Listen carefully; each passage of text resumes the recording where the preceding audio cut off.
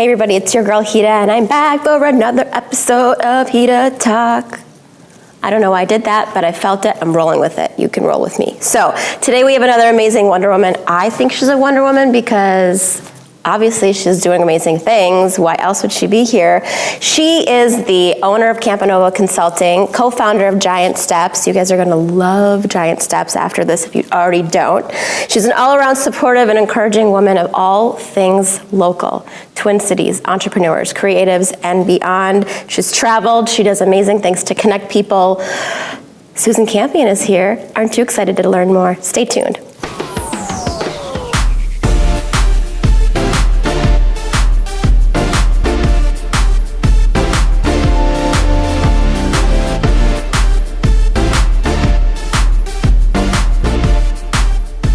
How you doing, Miss Susan? Good, how are you? Good. So we met, I don't know, 5 years ago probably now, through our good friend Ali, aka Gypto, and you haven't gotten rid of me since. No.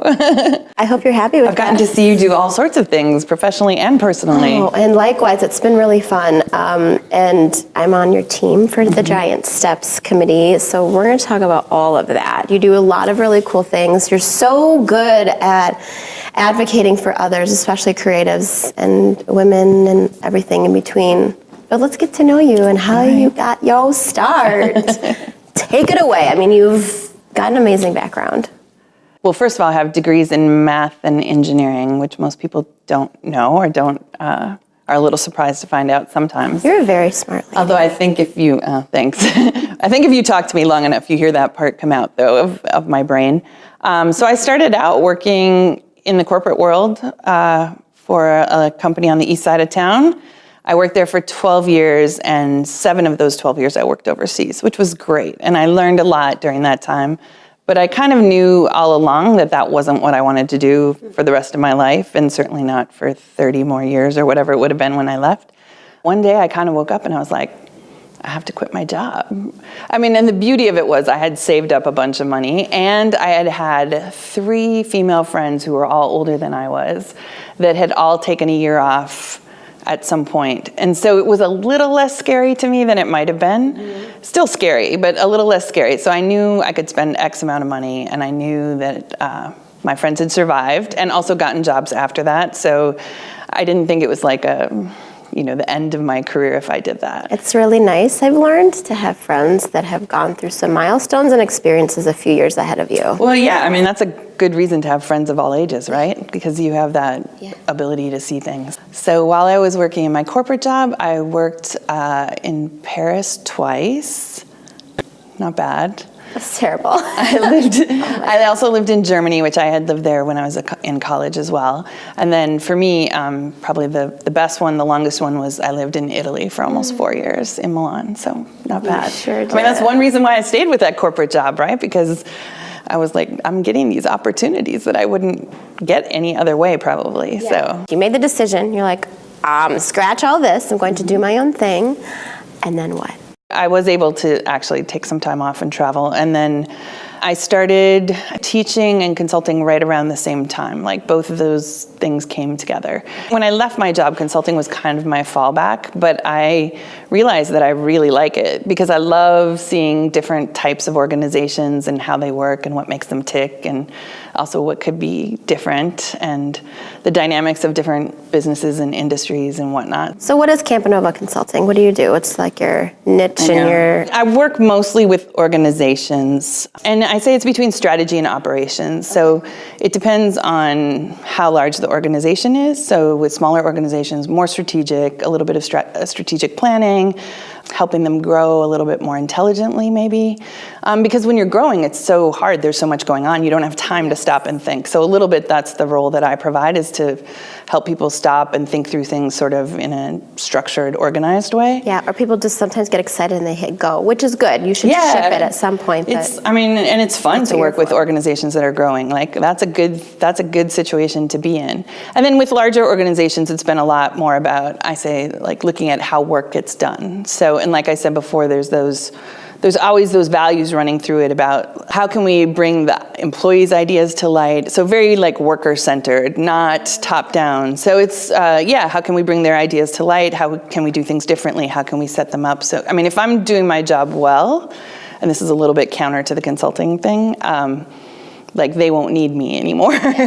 But they may refer you, and I Sure. think that's where it can kind of spiral in a positive sense. Yeah. So Giant Steps didn't exactly come from that, but it's kind of intertwined. Yeah, for me, there is a through line between, I always say I have 3 buckets of work. So consulting is one of them. Teaching, I teach at the University of St. Thomas and at the University of Minnesota. Yes, we started Giant Steps in 2010. Because of the work and the kind of consulting that I did, which is also grounded in like Japanese manufacturing and management systems, I saw that entrepreneurs were doing a lot of those things naturally, and artists as well. Mm-hmm. And around that time is when this whole thing about design thinking came about, which was also sort of formalizing some of that. So I wanted to be around entrepreneurs, 1, because they were smart and interesting, and 2, because they were working in really interesting and creative ways, because when you don't have money or you don't have time or you don't have people, you tend to be very creative, right? So that was part of it. And then I also thought when I left my corporate job that I would work with artists as volunteer pro bono to help them with the business side of things. But I realized really quickly that there were a lot of things that artists were doing that businesses could learn from, especially larger businesses. So that's been a part of my work too, is sort of bringing lessons from small businesses, entrepreneurs, and artists into larger organizations. Which is very important, and a lot of people don't think like that because maybe they undervalue entrepreneurs. It's like, I'm a big organization, we're successful, we have this, but they're not always doing something the best way, or they're trying to be innovative and doing things differently. So that's a really cool. When we started Giant Steps, we talked about it being for creative entrepreneurs and entrepreneurial creatives, and people weren't talking about creative entrepreneurs then. Yeah. But because I speak both languages, that's the concept. Because I understand and speak sort of corporate speak, and because I've been working with a lot of entrepreneurs for a long time, I can sort of bridge those things sometimes. So what is Giant Steps? For those that don't know yet, you will now know. So Giant Steps, it started out as a conference, and we didn't want to call it that, but we pretty much have to call it that because we couldn't find a better word, for artists and entrepreneurs.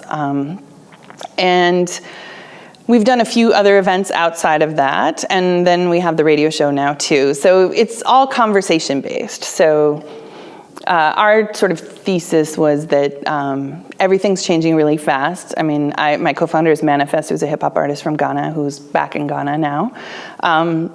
So we knew music better than other stuff, but so the music industry was obviously changing really quickly.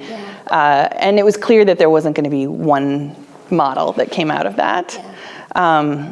So our thesis was that instead of bringing in experts who would tell everyone how to be successful in their field, that we would just get really smart people together and have them exchange experiences. And for us, it was important that it was cross-disciplinary, that we combined artists and entrepreneurs on the same stage with the same level of whatever.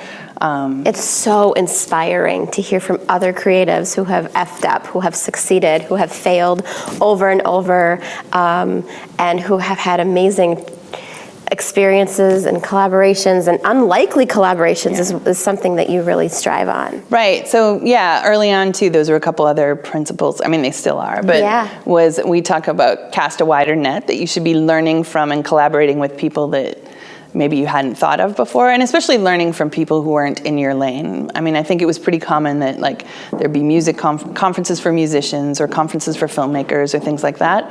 And those are great, and they're really important because you learn industry-specific things. Absolutely.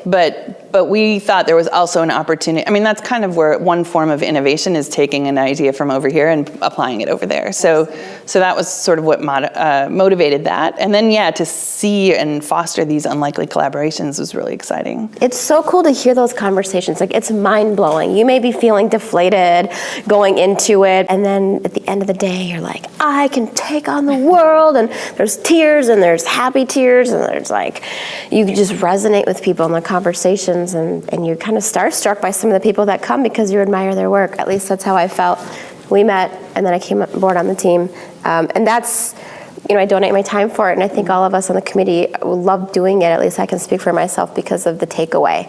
The leadership, the team, the camaraderie, what we take away, and then just a freaking awesome day. And some work too, right? Like you got some clients. I did. First year ever that I was on the team. I think this lady connected with 5 people that I got paid clients. Starving artist needed some bills paid. So that was really very beneficial. Do your homework though, giantstepsmn.com. So you're gonna have to learn all about it. The conferences at the end of the fall, making up things. But let's keep flowing along. So at the conference, and a lot of your work is supporting locals. It's supporting different organizations, but also you are so good at being inclusive. Why is it important to you to do that? I mean, because I moved around the world, it's boring for me to have a group of people that are all the same in one place. Me right? too. So I like to surround myself in general with people with different backgrounds and whatever. So, and I think also, when you create something, you get to create it the way that you want it. So we were very conscious about, like, we wanted to create what we thought the future of work would look like or would be like. And so it was those cross-disciplinary conversations. It was a room that included everybody in maybe slightly different ways. Like I think about my experience, I have been involved in a lot of different things and obviously try to support a lot of women.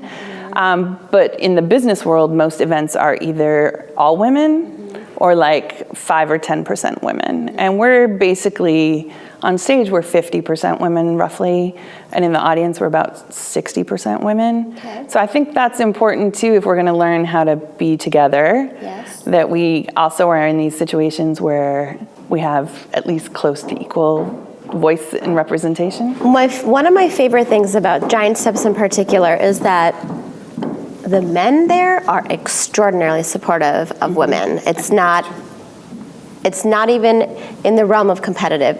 They are so encouraging of women power, Wonder Women, which is obviously why we're here. Yeah. So let's talk a little bit more about women.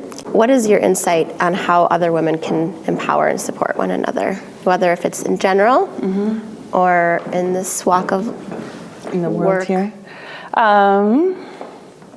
Being there for other women is a big thing, obviously, and whatever that means, right? So patronize their businesses, show up to their shows, buy their artwork, whatever that means. But it also means offer to babysit, or like help out in other ways. And sometimes you don't know what you don't know, so it's hard to identify that sometimes.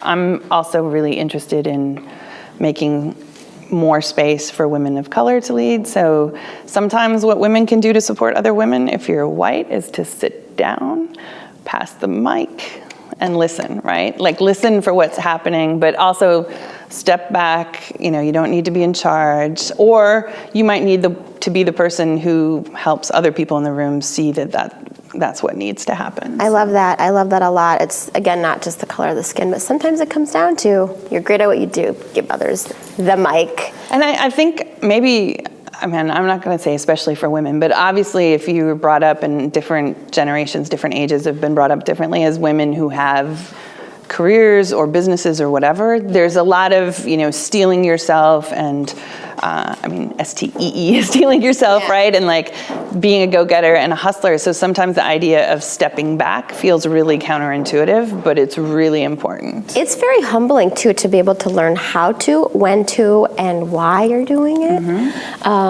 We're not going to step back. We're going to continue propelling forward because this season is amazing, and we talk for hours when we get together. But so I encourage you to follow her.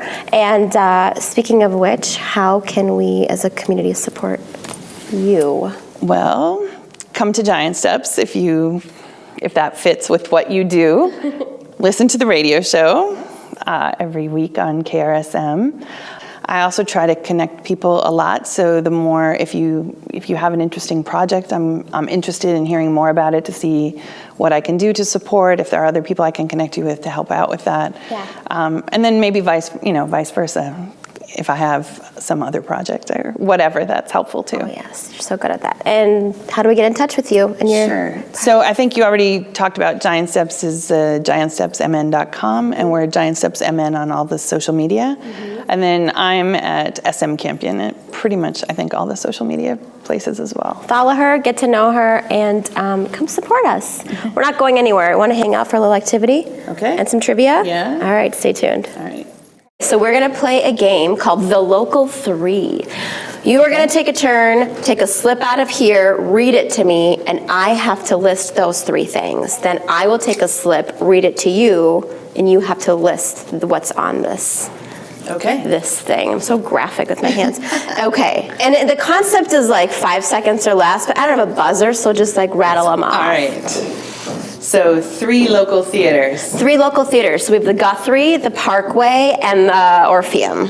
Great. Okay, we'll put it down. It's a speed thing. It's a speed thing. Got it. I know, my heart's racing. 3 local ethnic restaurants. Oh. So Jumbo Kitchen, Afro Deli, and Well, there's the Caspian Bistro. Sure. There's Emily's Lebanese Deli. Yeah. There's Pimento Jamaican Kitchen. Yeah, that's a good one. I'm trying to name all Giant Steps people. So I know. Pimento works too.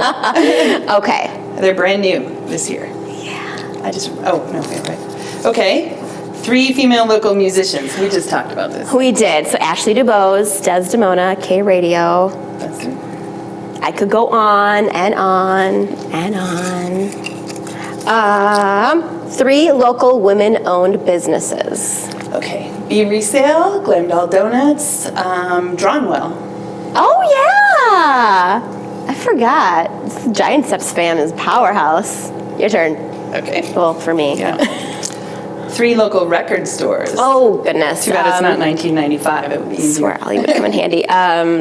Treehouse Records, I'm going to count them. They closed. Eclipse Records and Cheapo. That counts. I Okay, think. yeah. Yeah. Okay, Oh, yeah. there's more. It keeps going. 3 Minneapolis local coffee shops. Coffee shops. Okay. I think there are 3 within 2 blocks of here, probably. Uh-huh. Urban Bean, Gigi's, and again, trying to not go for the easy ones. Well, I should say Dunn Brothers on Hennepin, right? Because that's where we have all our Giant Steps meetings. Yeah, they're pretty good. I like their French vanilla lattes. Okay, that was pretty. It was a little tricky actually being on the spot. Yeah. But it was fun. Right. Let's dive right into one more question that I Okay. wanted to ask you is, with all the chaos of what we do, there's good, there's bad, there's ugly, there's tears of happiness and sadness and all sorts of stuff. It's not easy just doing what we do. What is 1 or 2 challenges that are just like always reoccurring, or something that maybe has really deflated you and you're like, this sucks, I quit? Yeah, again, like the restaurant's hard to choose. So I would say the biggest thing is in the recession in 2009, 2010. So I was just consulting and teaching up to that point. And then all the consulting work went away, which was super depressing because all the companies were cutting all their spending, and then a bunch of people were getting laid off and becoming consultants overnight. So and the rates were, if you got any work, were a lot lower than they had been. So it was a very frustrating time, and actually that's when we started Giant Steps. And the reason I say that is not like everybody should start a whole new organization if there's a challenge, but what I learned from that, which applies big and small, is if you're feeling in that stuck place, to focus your energy on something else. And in that case, like creating something felt really good, even if it wasn't bringing in paychecks. And then that helps with the other stuff as well, because it sort of shifts the energy, shifts your own, you don't get in that like never-ending downward spiral of thought. Oh, we can get in downward spirals. That's not good. All right, so that's a wrap for this part. I'm going to try to stump you with HitaTalk trivia. Are you down? Sure. Stay tuned.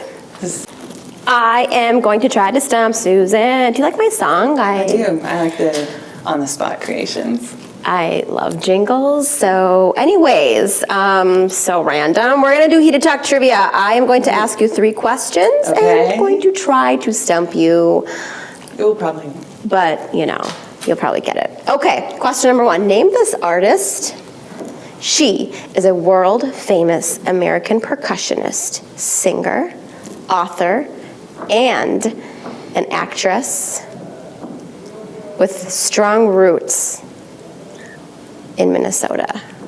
Percussionist. I know, I'm trying to think of... Oh, Sheila E.? Sheila E. Okay. Did you know she's Nicole Richie's aunt? I did not know that. I didn't know she is connected to Lionel Richie until about Which for you is important. 2 a.m. last It kind of night. makes sense, though. Her dad was a famous musician, too, so there's probably... I didn't know that she's adopted either. I didn't know that. Oh, I could go on. This Lionel Richie thing, you guys, was mind-blowing. Oh, you mean you didn't know that Nicole Richie was adopted? Yeah. Oh, okay. Not him. Whatever I said. I don't know. Need more coffee. Sheila E. was the correct Sheila E. answer. Okay, Europe trivia. Uh-oh. You've lived and worked there. This monument structure took over 200 years to build. Whoop. And it was not properly leveled.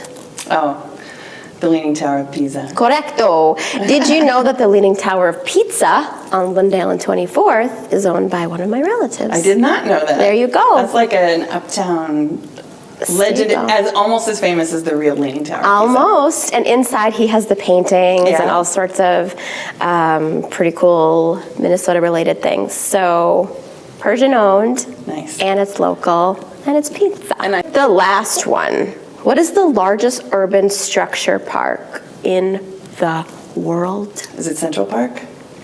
It's a sculpture park. Oh, Sculpture Park. Yeah. So is it the one that we have here? What is the answer? Is it called the Walker's Sculpture Garden? The Walker Art Center, the Minneapolis Sculpture Garden. Yeah. All right. And have you seen all the new stuff since they redid I haven't it? seen all the new stuff since they redid it. We'll have to take a spin-off of That would this be show great. on Around the Town little one. segment Yeah. Oh, with yeah, my that was little good. one. So you guys have some work to do. Follow her on social media. Go to giantstepsmn.com. We'll see you at the conference in October, correct? Or you can refer people. Thank you so much great. for being my Thank guest. you so much. You get to connect people with amazing things, and hopefully I can connect you with the viewers. So I love that. till next time. Bye, y'all.